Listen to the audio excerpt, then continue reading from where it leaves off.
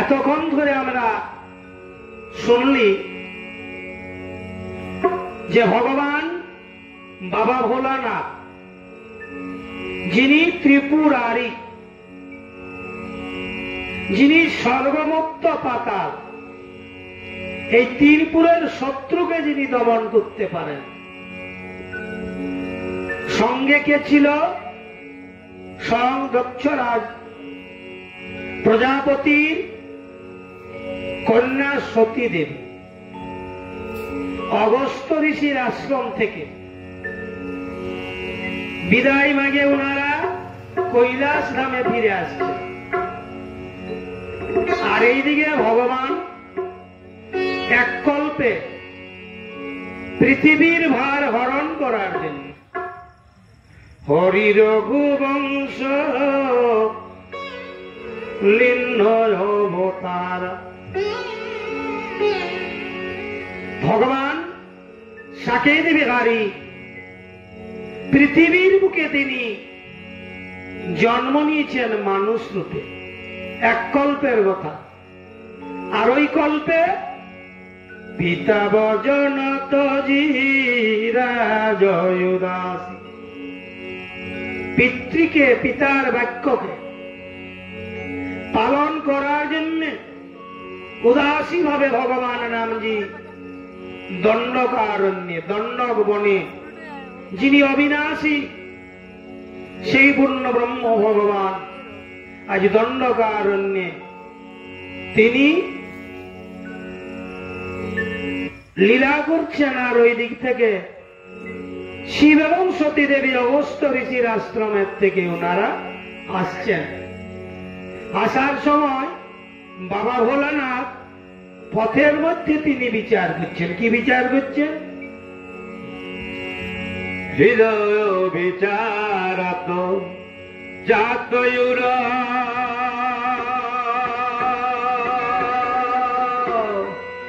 কেহি বিধি দর্শন হো। হৃদয় বিচারত জাত হরা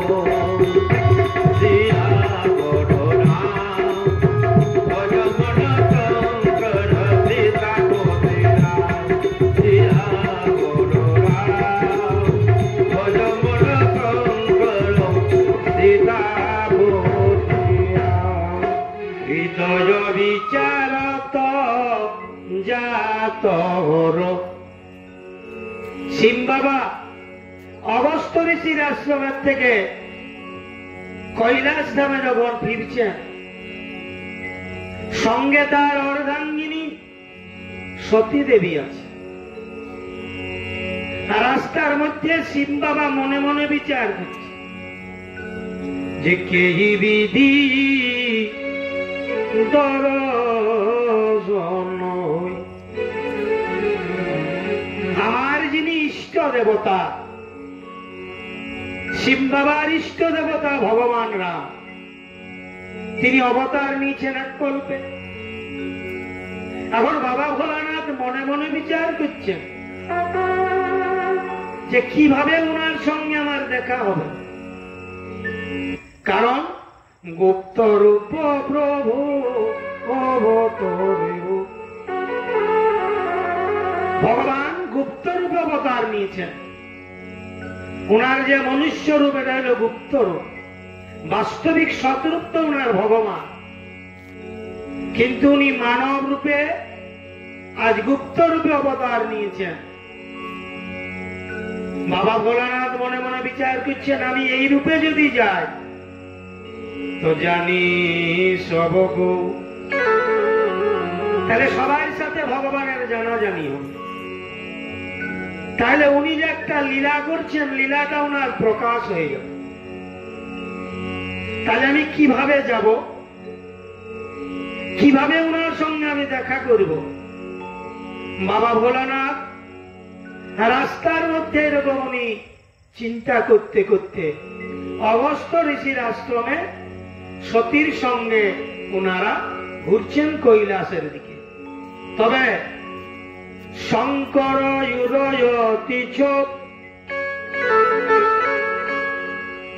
বাবা ভোলানাথের হৃদয় মাঝারে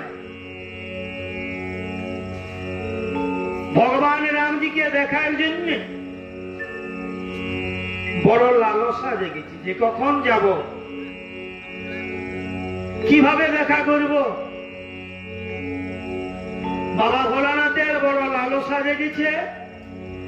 তবে সতী ন জানই মরম গুছু, তবে শক্তি স্বরূপা, বুদ্ধি স্বরূপা সতী দেবী বাবা ভোলানাথের হৃদয়ে কি যে বিচার চলছে, কি যে চিন্তা চলছে, উনি জানেন। তুলসীদাস মহারাজ বলছে বাবা ভোলানাথের অবস্থা কেমন? তুলসী দর্শন শিব বাবার মনে বড় লোভ জাগিয়েছে। মন বলছে যাব যাব, চোখ গুলাই বলছে কখন দেখিব কখন দেখিব। কিন্তু সতী দেবী বাবা ভোলানাথের সঙ্গে আছেন, কিন্তু বাবা ভোলানাথের অবস্থাটা তিনি বুঝতে পারছেন না। আর ওইদিকে ভগবান রামজি সঙ্গে সীতাকে দেবহরণ করার জন্য ওই কল্পেও রাবণ অবতার এসেছে। রাবণ কিভাবে কি করছে? রাবণ মরণ লুজ কর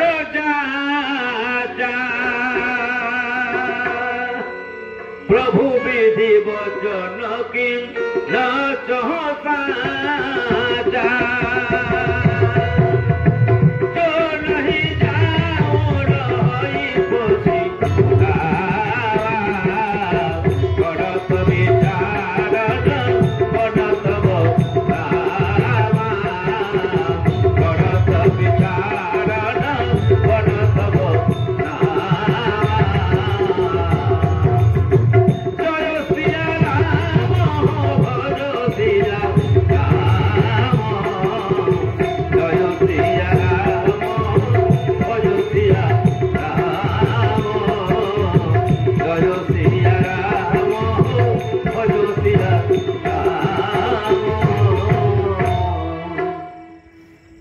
রাবণ মরণ মনোজ কর যাচা। ওইদিকে রাবণ কঠোর তপস্যা করিনি, ব্রহ্মাকে সন্তুষ্ট করল। ব্রহ্মা বর দিতে এলো, ব্রহ্মাকে রাবণ বর মাগলেন যে আপনি আমাকে অমরত্ব দান করুন। ব্রহ্মা বললেন সেই বর তো দেওয়া যাবে না, তুমি অন্য বর মাগো। তখন রাবণ বিচার করল যে কি বর মাগব। মনে মনে অনুমান করল দেব দানব এগুলা তো এদের হাতে যেন আমার মরণ না হোক, তাছাড়া বাকি যে গিলে আছে সেগুলা তো আমার আহার। তখন রাবণ বিচার করে নিয়ে বিধাতাকে বর মাগছে, মরণ মনুজ কর যাচা। বিধাতাকে ব্রহ্মা বলছেন, হে ব্রহ্মদেব, আপনি যদি আমার তপস্যায় সন্তুষ্ট হয়ে আমাকে যদি আপনি বর দিতে চাইছেন, তাহলে আপনি আমাকে বর দেন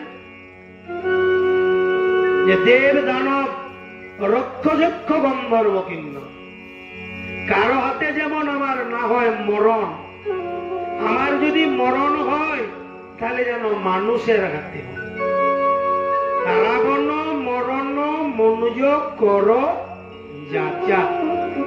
রাবণ বর মাগল আমার মৃত্যু মানুষের হাতে হোক। প্রভু বিধি বচন কিন্ন যোগসাচা। ওইদিকে ব্রহ্মা বললেন তথাস্তু, যাও, তোমার মানুষের হাতেই মরণ হবে, মানুষ ছাড়া তোমার কারো হাতে মরণ হবে না। রাবণ মনে মনে বিচার করেছে যে মানুষ তোমাকে মারতে পারবে না, তাছাড়া কারো হাতে আমার মরণ হবে না, তাই এক প্রকারে আমি অমর হব। খুব খুশি আছে রাবণ। আর ভগবান রামজি বিধাতার কথাটাকে সফল করার জন্য, বিধাতার বাক্যকে পূর্ণ করার জন্য তিনি মনুষ্য রূপে অবতার। সেই কল্পে অগস্ত্য ঋষির আশ্রম থেকে আসছেন বাবা ভোলানাথ। এমন সময় চিন্তা করছেন, জনই যাও রই পচিতা। বাবা ভোলানাথ মনে মনে বিচার করছে যে আমার ভগবান রামজি লীলা করার জন্য পৃথিবীর বুকে মানব সাজেছেন, উনি লীলা করার জন্য এই সুযোগও যদি আমি দেখতে না যাই তাহলে একটা বড় পশ্চাতাপ থেকে যেতে হবে। করত বিচারণ বনদ বনাওয়া। বিচার করছেন যে কিভাবে যাব, কিন্তু বাবা ভোলানাথ মনে কোন রকমের একটা বিচার উনি গোটা করতে পারলেন। করত ন কচু বনাওয়া, কোন সঠিক উনি করতে পারলেন না যে কিভাবে যাব। কারণ ভগবান যে অবতার নিয়েছে এটা গুপ্ত রূপ না, আর আমি যদি যাই তাহলে ভগবানের গুপ্ত রূপটা প্রকাশ হবে। সেজন্য বিচার করছেন যে কিভাবে যাব, কিভাবে ওনার সঙ্গে আমি দেখা করব। বাবা ভোলানাথ মনের মধ্যে কোনো সঠিক তিনি করতে পারলেন না। এমন সময় কি হয়েছে ভাই, এই বিধি ভরে শতপতি এই সময় যা এই তপতি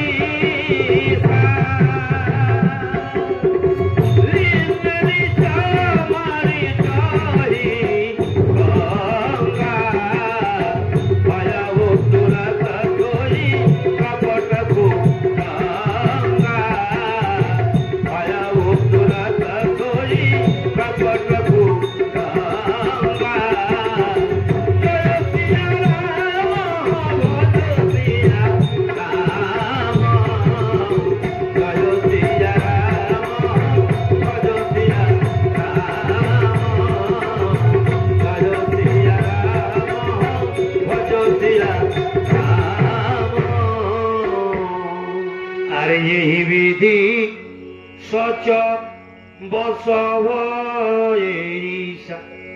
ঈশ্বরকে ভগবান মহাদেব দেবাদিদেব বাবা ভোলানাথ কি হলেন, সচ বস। উনি চিন্তায় বশীভূত হলেন। এই সময় যায় দশ সীসা, এমন সময় 10 মস্তকধারী রাবণ রাজা কি করেছে, নলিন্য নিচ মারিচ হি সংজ্ঞা। রাবণ নিজের মামা মারিচকে সঙ্গে নিয়ে আর দণ্ডকারণ্যে যথায় রামজি আছেন সেই বনকে চলেছে। এখন মারিচ কি হলো, ভজে উত্তরত সই কপট কুরঙ্গা। মারিচ কপট অর্থাৎ আসল নাই, নকল সোনার হরিণ বলল। রাবণের সঙ্গে চলেছে মারি, সেই দণ্ডকারণ্যে যাই নিয়ে মারি সোনার হরিণ, মায়ার হরিণ বনে নিয়ে আর কি করছে, যদি ভুলে কিছু হয়ে যায় তোমার চরণ সেবা, সে ভুল মান জন করিও প্রভু, তোমার চরণে যেন রাখিও প্রভু, তোমার চরণে যেন রাখিও। পরিচল হরি বহি দেহি